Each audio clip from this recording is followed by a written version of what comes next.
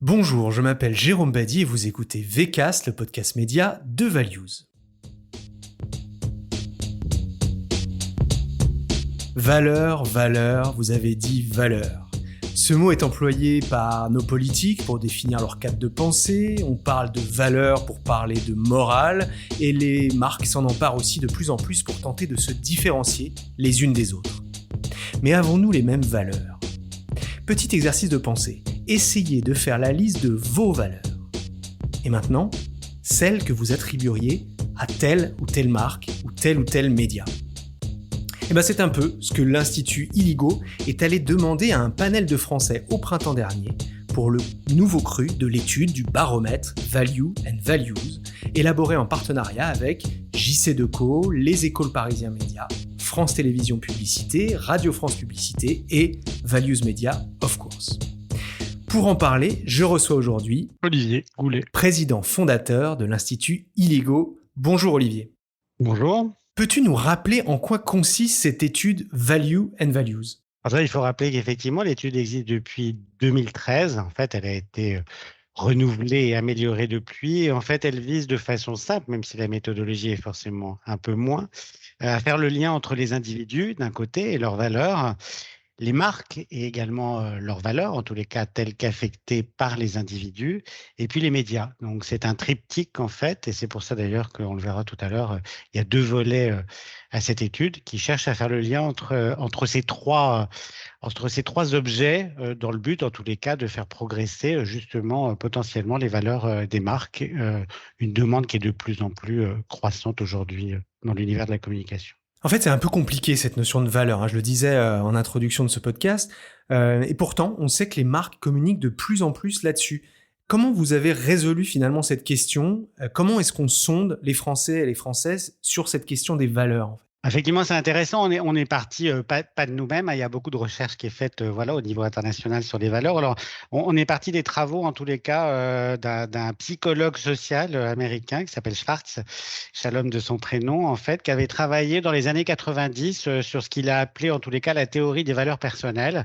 Donc, il a établi 19 valeurs fondamentales. Alors, on a retravaillé un petit peu, avec les équipes de Values notamment, pour en ajouter certaines. Donc, on a abouti, en tous les cas, sur la dernière édition, sur 21 valeurs, en tous les cas, qui sont des valeurs dites fondamentales, c'est-à-dire partageables assez universellement entre les différents individus et qui les définissent. Alors, il y a par exemple la bienveillance, il y a la confiance, il y a le fait, en tous les cas, de savoir être en société, mais il y a aussi des valeurs de performance, de singularité, d'audace. Voilà, donc ça, c'est en tous les cas le spectre sur lequel on a analysé la totalité des interviewés, il y en a eu plus de 6500 cette année, et sur justement quelles étaient sur ces 21 valeurs leur rapport aux marques et leur rapport aux médias. D'ailleurs, juste quand je disais comment est-ce qu'on sonde les Français sur cette question, est-ce qu'il y a une bonne compréhension de tout ça ? Est-ce qu'il n'y a pas une difficulté justement d'attribuer la bonne définition ? Comment vous avez résolu ce problème ? Alors bien évidemment, on ne leur pose pas des questions conceptuelles, mais des questions très concrètes. Je peux prendre un exemple. Il y a une valeur qu'on a appelée le consumérisme malin, qui se développe beaucoup en période de recherche sur le pouvoir d'achat. La question, c'est est-ce que les gens souhaitent profiter de bons plans et est-ce qu'ils sont très attentifs au rapport qualité-prix ? Et la même chose en tous les cas sur toutes les valeurs. Donc on est vraiment dans du langage très commun que nous, forcément, on retraduit dans des valeurs individuelles. Bon, allez, on rentre dans les résultats de cette cinquième édition. Quels sont les grands enseignements que l'on peut tirer de cette nouvelle édition ? Quelles sont un peu les lignes de force, si tu devais résumer à grands traits les résultats de cette étude ? Alors, ce qui est intéressant, c'est que, en fait, c'était la première vague post-Covid. On en est à la cinquième. En tous les cas, elle correspondait à la période post-Covid. Et en fait, on a vu plutôt une continuation, alors voire une accélération de tendance qui était préalable. Donc, on n'a pas eu une inversion en tous les cas, mais on a plutôt eu une continuation avec accélération sur certains aspects. Ce qu'on voit globalement et ce qui est très marquant, c'est la progression des valeurs humanistes. Les valeurs, en tous les cas, ce qu'on appelle, nous, de care, en tous les cas, de bienveillance, de respect de soi, de respect des autres, en tous les cas. Cette tendance était déjà inscrite, mais elle a plutôt progressé. Les deux premières valeurs mises en avant par les Français pour les décrire, en tous les cas, sont la confiance, le fait que ce sont des gens de confiance et des gens intègres. Et c'est ce qu'ils attendent aussi, d'ailleurs, de la part des marques ou des médias. Donc, on a aussi des progressions comme sur des valeurs comme la tolérance ou l'attention. À l'inverse, on a les valeurs plus individuelles qui sont plutôt en retrait, les valeurs comme l'audace, par exemple, ou la singularité, qui sont des valeurs dont on voyait déjà qu'elles avaient baissé, qu'elles continuent en tous les cas à être un peu plus à la peine. Donc on voit véritablement une période, mais qui était précédente finalement à la crise Covid, sur le fait que les gens souhaitent être plus protégés, en tous les cas, et être plus dans un concept soft que dans du hard et dans de la compétition à tout va.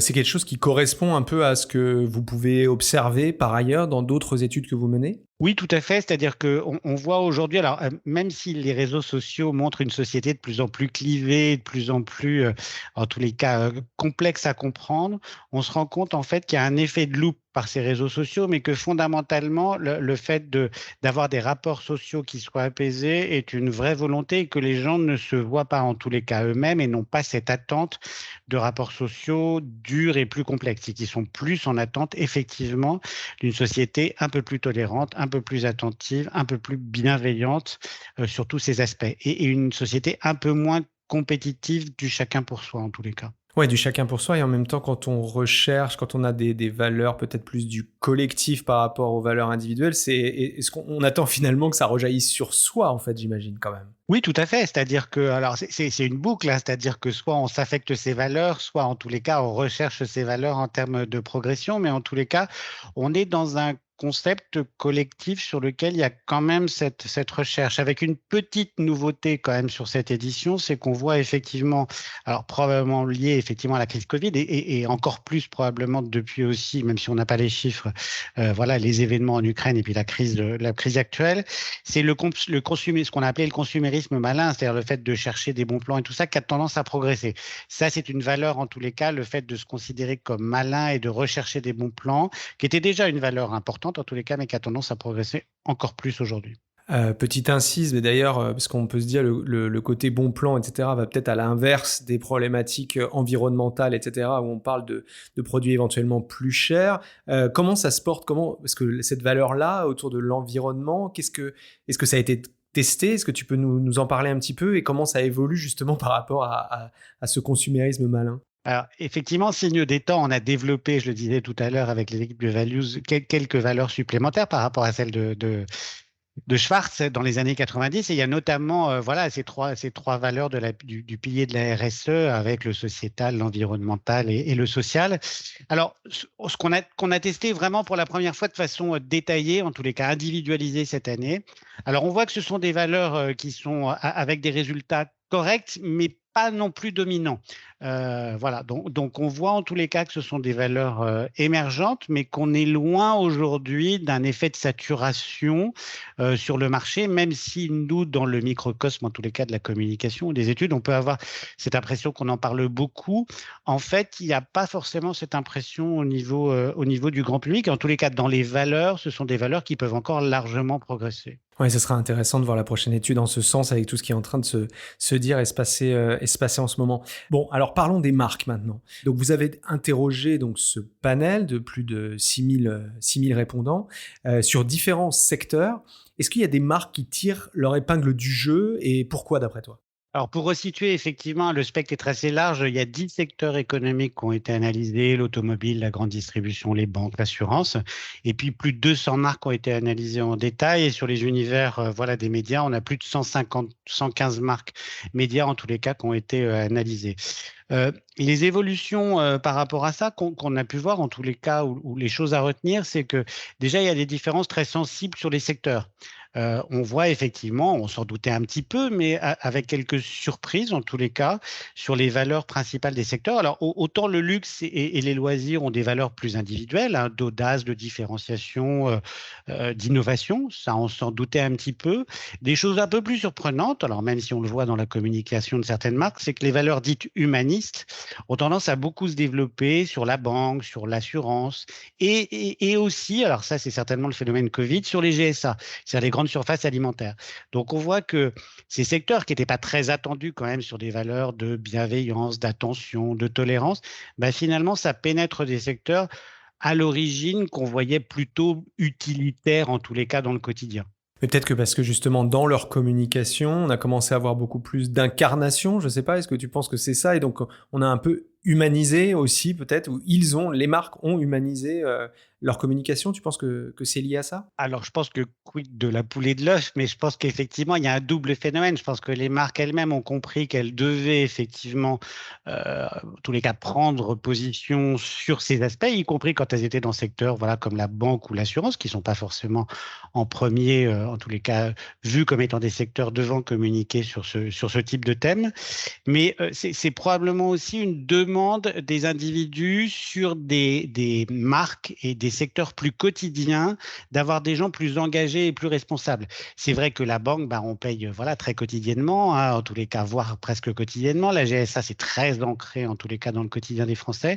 Et probablement qu'il y a une attente sur ces marques de proximité, entre guillemets, d'avoir des gens aussi qui prouvent une certaine responsabilité, une certaine écoute, une certaine attention. Peut-être plus qu'avant, où on attendait simplement qu'elle soit utilitaire. Et est-ce que à l'inverse, il y a des secteurs qui voilà qui ont une tendance un peu baissière sur des valeurs qui leur étaient attribuées naturellement, enfin. Non, on voit des évolutions là aussi assez significatives sur le domaine de l'automobile, par exemple, même si les valeurs qu'on appelle individuelles, en tous les cas, de performance, de différenciation pour les individus, de singularité, restent importantes, hein, c'est quand même un achat plaisir.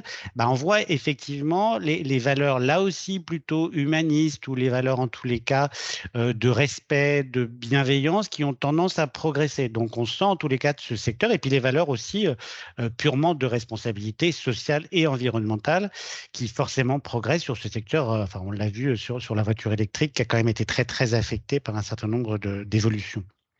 Donc ça peut bouger d'ailleurs assez vite avec un mix qui est assez intéressant entre la performance et la responsabilité. Performance, bah, je suis une marque utile, je suis une marque qui fonctionne bien, qui répond à vos besoins.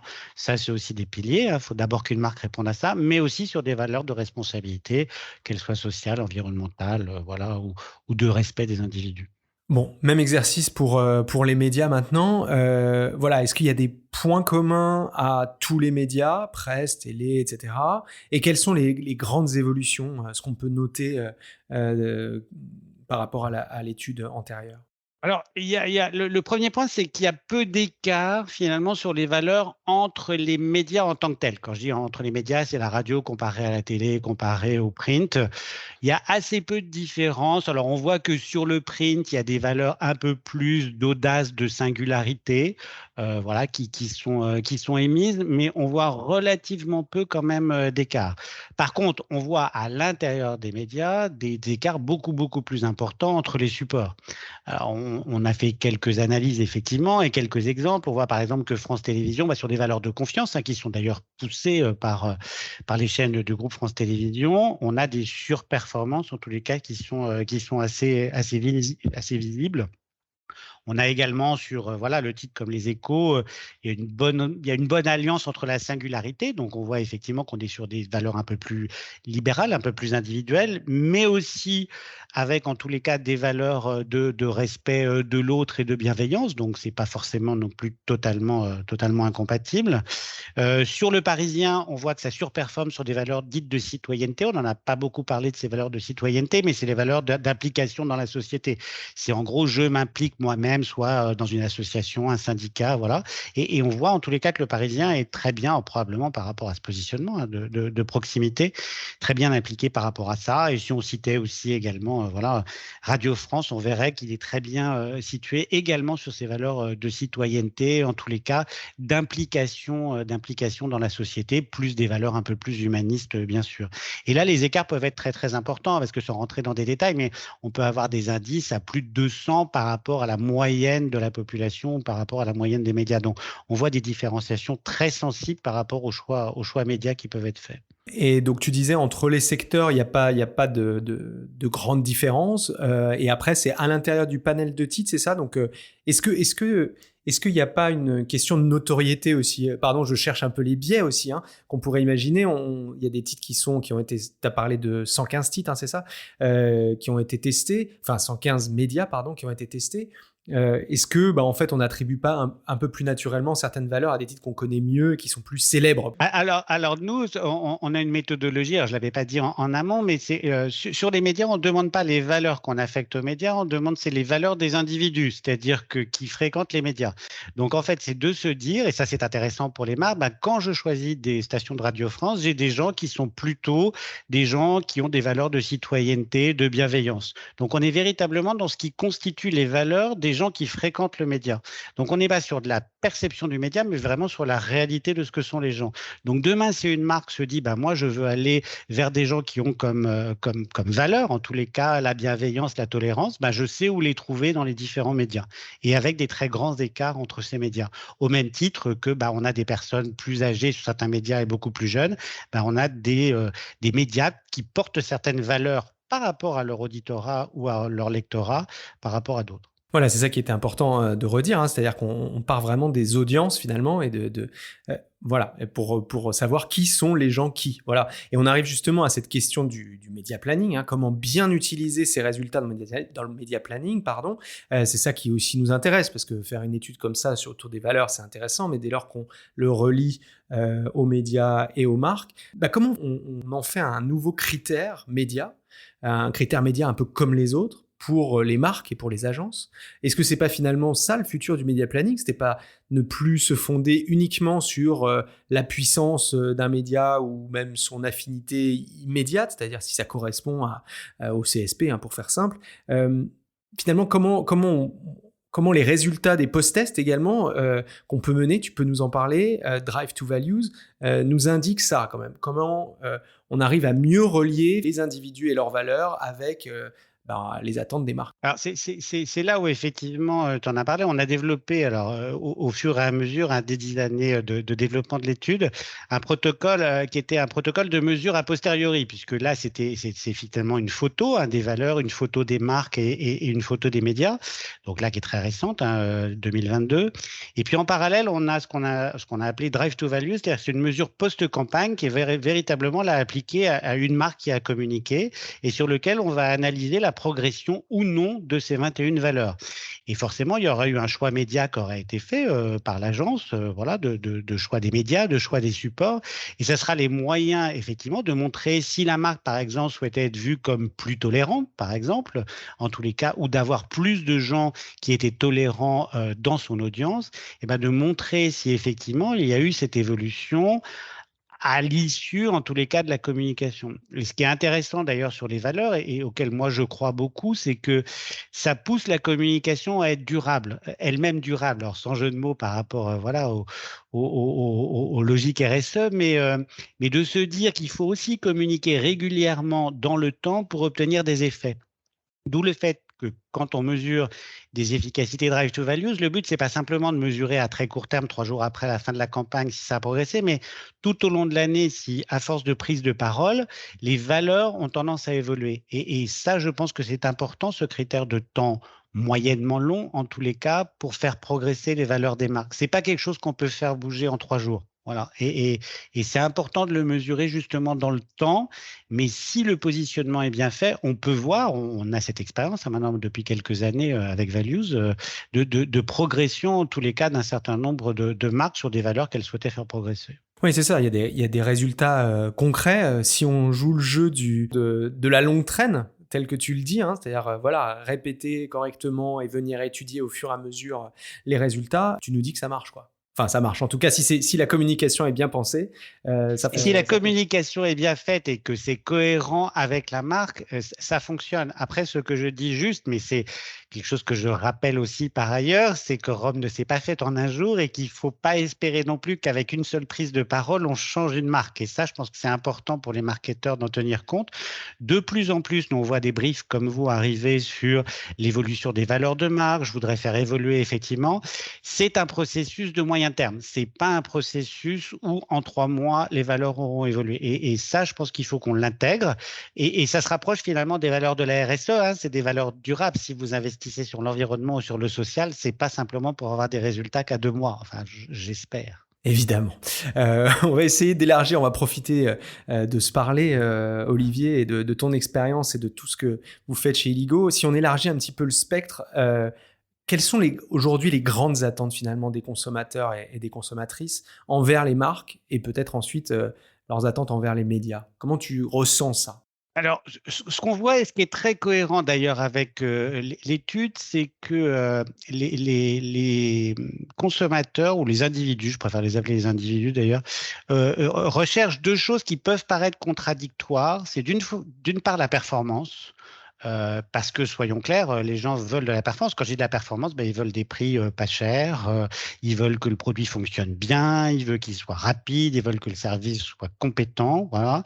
Et de l'autre côté, ils attendent aussi, ça c'est relativement nouveau en tous les cas, d'avoir plus de sens effectivement dans leur consommation et que les marques se jugent elles-mêmes plus responsables d'un certain nombre de choses. Alors, c'est un exercice extrêmement complexe pour les marques, c'est une demande extrêmement dure de la part des consommateurs, mais on voit finalement que ça peut, en tous les cas, se produire. Certaines marques arrivent de mieux en mieux à essayer de faire cohabiter les deux. Et ce qui est aussi intéressant, je ne l'ai pas dit tout à l'heure, c'est que parmi les évolutions qu'on a vues, c'est que les populations les plus jeunes sont les plus demandeuses d'ailleurs de ces deux dimensions. C'est-à-dire de cette alliance entre des valeurs pures de performance, de singularité, c'est-à-dire que la marque soit ce qu'elle est et puis qu'elle réponde à l'utilité qu'on attend d'elle, c'est quand même le minimum, mais aussi qu'elle ait une survaleur ou des survaleurs ou des surresponsabilités, voilà, qui permettent en tous les cas de la différencier et de justifier qu'on soit attaché à elle. Et ça, je pense que c'est quelque chose de relativement nouveau, en tous les cas qui va en progressant très fortement, et notamment auprès des jeunes générations. Et sur les médias maintenant, même question, les attentes des Français, des individus, on va dire, tu as raison, envers les médias. Peut-être qu'il y a une valeur de confiance qui est intéressante à regarder. On retrouve exactement cette valeur de confiance. Alors avec là aussi, faut pas se voiler la face. On le voit dans un certain nombre d'enquêtes, hein, fait d'ailleurs par d'autres sur le baromètre, notamment de confiance dans les médias. Il y a quelque chose qui va plutôt déclinant depuis une quinzaine d'années et qu'on voit de façon internationale. Et je pense qu'il y a vraiment ce besoin de réassurance de la part des médias. Il y a aussi un besoin de proximité. Ça, je pense que les médias peut-être se sont un peu déconnectés de la proximité, d'où le fait qu'on revienne à des médias locaux, des médias avec plus, en tous les cas, de proximité avec les individus dans le contenu autre.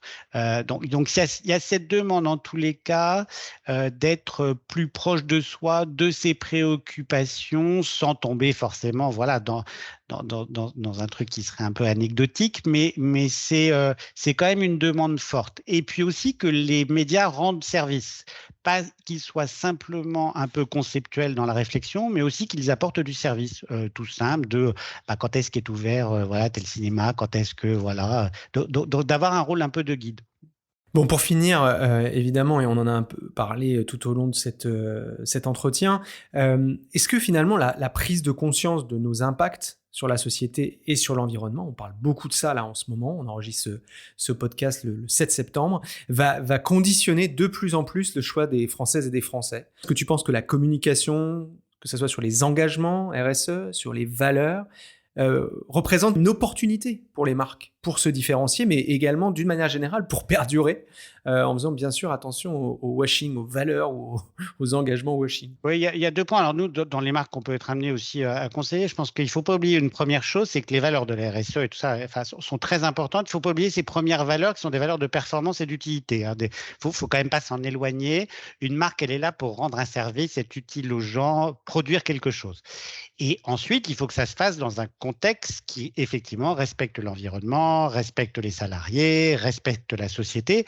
Et ça, il y a une attente qui devient de plus en plus importante. Mais n'oublions pas non plus le premier volet, c'est que la marque doit être efficace. Il ne faut pas qu'elle oublie son premier volet en disant je vais respecter l'environnement, mais je vais être un peu moins utile ou un peu moins efficace. Et ça, c'est un vrai enjeu presque industriel, hein, parce que dès lors qu'on respecte certaines choses, on peut aussi avoir un peu moins de performance à côté. Donc, ça, il y a quand même un challenge presque industriel. En termes de communication, oui, il y a des vrais enjeux aujourd'hui pour que les marques, d'ailleurs, ou les institutions aient un rôle un peu plus utile pour la société.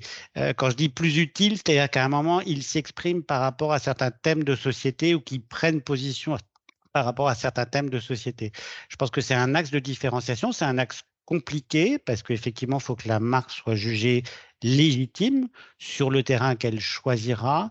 Et c'est un axe aussi compliqué parce qu'il faut faire des choix. Nous, on a testé pour certaines marques qui partent un peu tous azimuts en faisant des choses sur l'environnement, sur le social, et les gens ne sont pas forcément capables d'enregistrer autant de messages. Donc, il faut à un moment avoir un message relativement clair de dire pourquoi on est là et en tous les cas, ce qu'on prétend qu'on peut faire de mieux pour améliorer soit la société, soit le sort de ses salariés, soit simplement avoir un impact positif sur l'environnement. Eh bien, merci beaucoup, Olivier, pour cette analyse fine de l'étude, la nouvelle étude Value and Values, mais également d'une manière générale sur ce mouvement de la société vers peut-être mieux de valeur, j'allais dire presque pas plus de valeur, mais mieux de valeur, parce que je retiens qu'il faut choisir ses combats quand on est une marque, peut-être pas se disperser et essayer de cocher toutes les cases, mais plutôt se dire, bah voilà, la marque, elle a une identité, et voilà, sur quoi on doit l'attendre, que ce soit les marques médias ou les marques en général, sont très attendues par les individus, par les Françaises, les Français, dans leurs engagements, leurs promesses, la tenue de leurs promesses. Je pensais là sur ta conclusion à une lessive qui serait plus écologique mais ne laverait plus correctement le linge. En fait, bon, voilà, ça peut pas fonctionner comme ça. Si on perd de l'utilité, on aura beau être plus vertueux, en fait, on perdra certainement une partie des consommateurs. Merci beaucoup, Olivier, pour avoir répondu à cette invitation. Merci. Et à très bientôt. Au revoir. Quant à vous, je vous donne rendez-vous très bientôt pour un prochain épisode de VCast, le podcast média de Values. D'ici là, vous pouvez réécouter l'ensemble des épisodes. Nous en sommes à la 4e saison sur votre plateforme de podcast préférée. Vous pouvez aussi nous laisser des étoiles ou même des commentaires en nous suggérant de prochains sujets de podcast ou des prochains invités. Ciao.